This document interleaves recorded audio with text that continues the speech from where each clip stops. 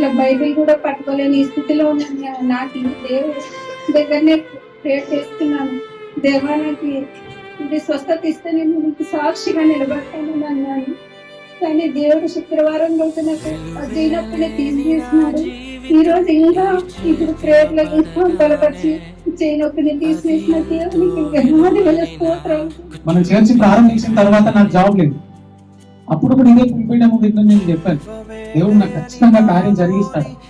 ఈరోజు జరిగించాడు.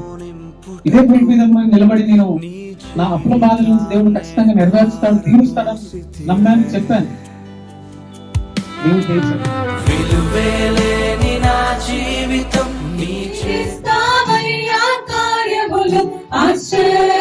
ఆశ్చర్యరీతిగా కోల్పోలేదయ్యా జీవితము నిన్నే చూడగా జరిగిస్తావయ్యా కార్యములు ఆశ్చర్యరీతిగా.